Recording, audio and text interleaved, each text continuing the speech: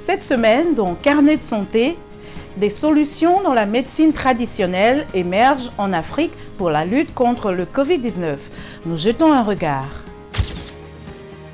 Ensuite, le Nigeria combat rumeurs et mythes afin de faire vacciner plus de personnes contre le coronavirus. C'est dans cette édition de Carnet de santé.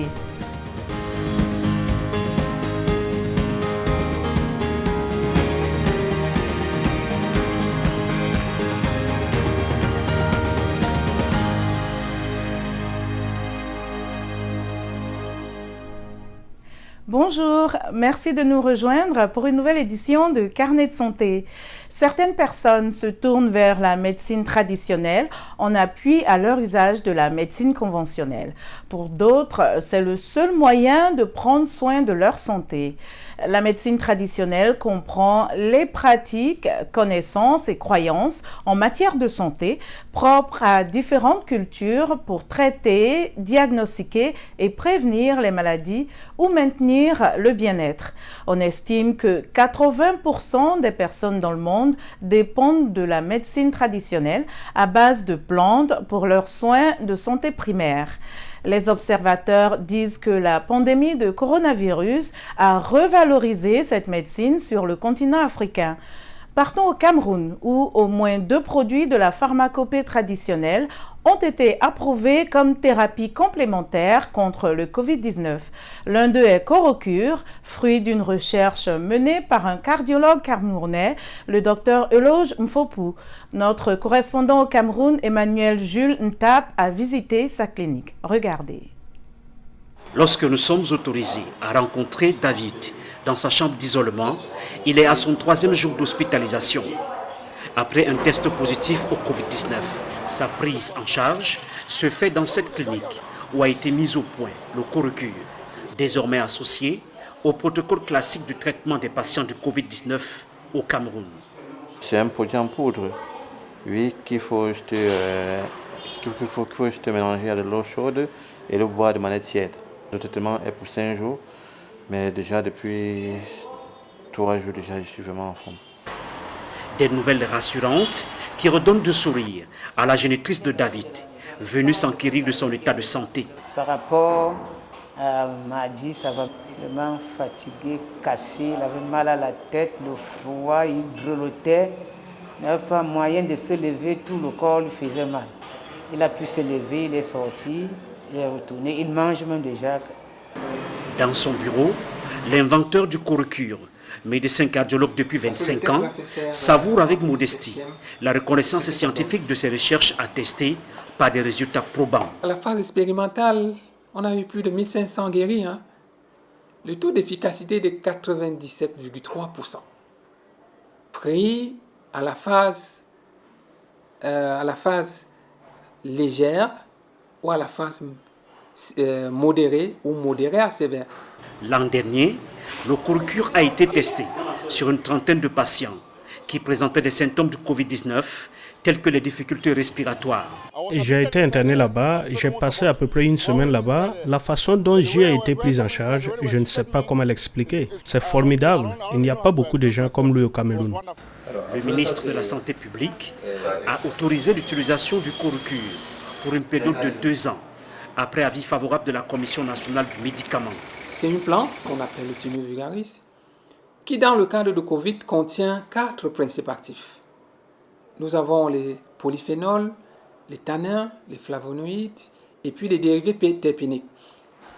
Ces 4 molécules sont des antioxydants, des puissants antioxydants, parce que quand vous avez le Covid, vous avez une production de ce que nous appelons les radicaux libres. Il faut les neutraliser pour limiter l'inflammation dans le corps. Le polyphénol, tannin, flavonoïdes sont également des immunomodulateurs.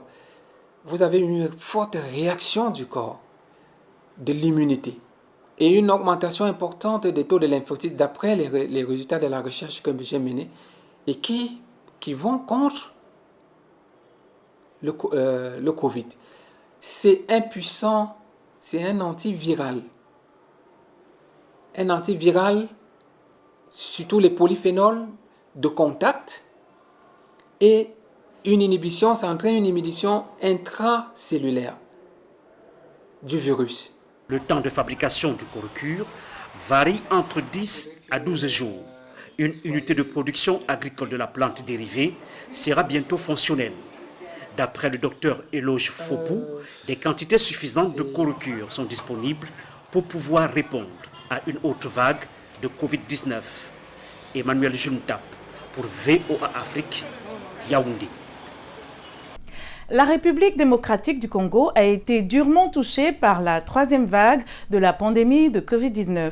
Avec le variant Delta, face à un système de santé très faible et à la pénurie d'oxygène dans plusieurs hôpitaux, de nombreuses personnes présentant des symptômes du coronavirus préfèrent recourir à la médecine traditionnelle qu'elles jugent moins coûteuse et efficace. À Goma, dans l'est de la RDC, Zanem Neti Nzaidi nous en dit plus. Marché de Virunga, à Goma. En plus des denrées alimentaires qui sont habituellement exposées, on y trouve des herbes de plusieurs espèces. Ces plantes sont utilisées par les habitants de la ville dans le traitement ou la prévention du nouveau coronavirus. Nous faisons d'abord bouillir ces plantes avec de l'eau, nous faisons asseoir le patient sur un escabeau ou une petite chaise, nous déployons sur le patient un drap ou une couverture qui retient la chaleur, puis nous mettons la casserole chaude à l'intérieur. Le patient va ouvrir le couvercle et inhaler la chaleur qui sort de la casserole, c'est ce qui aide le patient à guérir. Cette pratique est déjà en vogue dans la ville de Goma. La célèbre méthode Muvuke, qui signifie chaleur en swahili, a déjà montré son efficacité selon plusieurs personnes. Le patient choisit 6 à 7 plantes comme le cyprès, le feuille de calpitus blanc, du manguier, du goyavier et de la citronnelle qui sont bouillis pour en faire un bain de chaleur. Fiston, un jeune garçon qui a ressenti dernièrement les symptômes du coronavirus, révèle qu'il recouvre progressivement la santé grâce à la pratique Muvuke. Il explique son autoprise en charge par la légèreté dans la prise en charge des patients dans plusieurs hôpitaux de la place.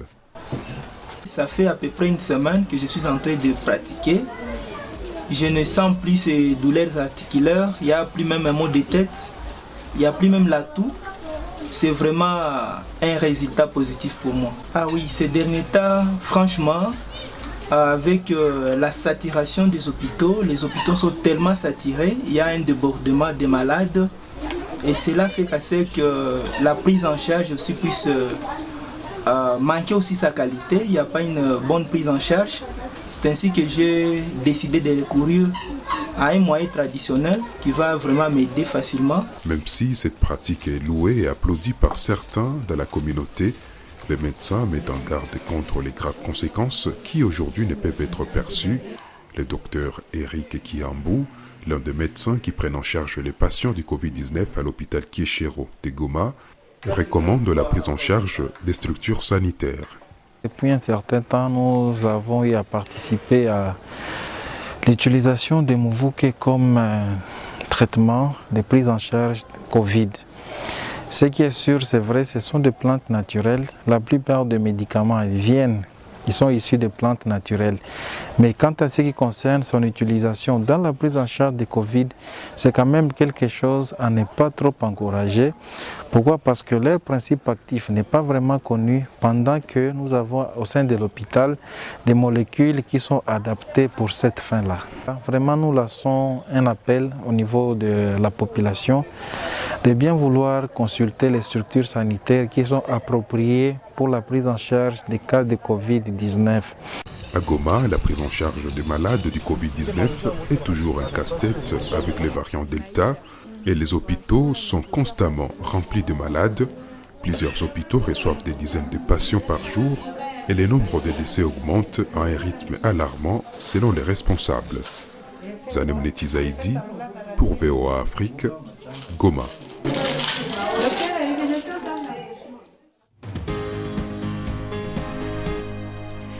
Des données récentes de l'agence France Presse montrent que le nombre de nouveaux cas quotidiens de Covid-19 dans le monde a légèrement diminué de 3%. La pandémie semble se stabiliser après une augmentation alimentée par le variant Delta, hautement contagieux. Cependant, l'épidémie mondiale continue de s'aggraver dans les régions des États-Unis et du Canada, où le nombre de cas a augmenté de 8%. La directrice régionale de l'OMS pour l'Afrique a déclaré que le nombre de nouveaux cas de Covid-19 sur le continent avait chuté de 23% la semaine dernière, la plus forte baisse en 8 semaines depuis un pic en juillet.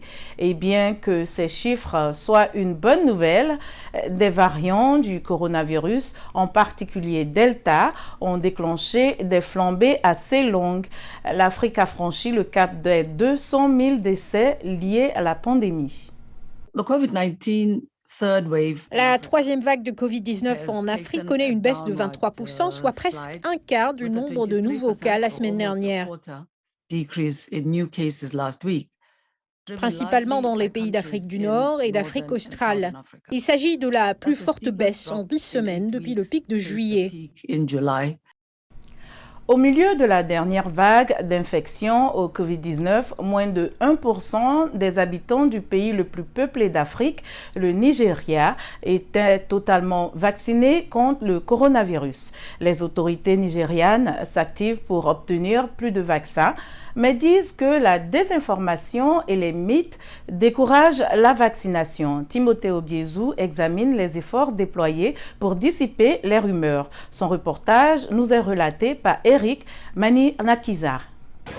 De la musique et des jingles sur les ondes traitant d'un problème, la désinformation sur le vaccin contre le nouveau coronavirus. Ici, dans ce camp de personnes déplacées, beaucoup ont été induits en erreur par une vidéo virale diffusée sur les médias sociaux qui présentait les vaccins comme une micropuce aux qualités magnétiques. Hélène Nwoko et son équipe sont en mission pour s'attaquer à ce problème. D'après les registres que nous obtenons sur les personnes qui ont été vaccinées au Nigeria, le pourcentage est trop faible par rapport à ce que nous sommes censés obtenir. Alors nous avons dit, commençons par ces groupes vulnérables, ce sont des personnes qui se trouvent dans un endroit fermé. In an enclosed place. Nwoko est le directeur exécutif d'Aish Initiative, une organisation à but non lucratif qui se focalise sur la promotion de l'utilisation des vaccins et l'éducation humanitaire. Pour atteindre ces objectifs, l'organisation travaille en partenariat avec le ministère de la Santé et l'Agence nationale d'orientation. Elle touche les groupes vulnérables dans les zones rurales où les autorités estiment que le besoin est le plus grand. Agnès Bafolomeo a participé au programme de sensibilisation du camp d'Abuja et affirme qu'elle va se faire vacciner. S'ils apportent le vaccin, je vais le prendre. Mais ils ont dit qu'ils ne l'ont pas apporté. C'est ce que nous attendons. Jusqu'à présent, moins d'1% des Nigérians ont été complètement vaccinés contre le coronavirus, un chiffre considérablement bas par rapport aux 40% que les autorités visaient cette année. Selon les responsables du CDC nigérian, même si le pays n'a pas encore acquis suffisamment de vaccins, les mythes et la désinformation sont également à l'origine de cette lenteur.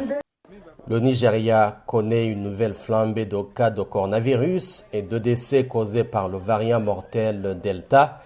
Le nombre officiel de cas s'élève à 193 000, ce qui est peu par rapport à de nombreux autres pays, mais ce nombre augmente rapidement.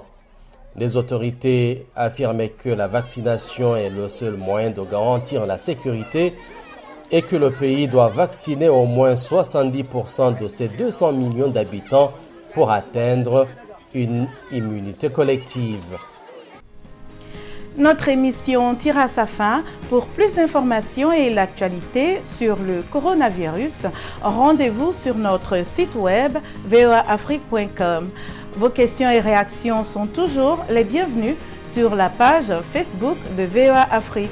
Vous pouvez aussi me suivre sur Twitter @LinorMoudou. Merci de votre fidélité à Carnet de Santé. D'ici la semaine prochaine, portez-vous bien. À bientôt.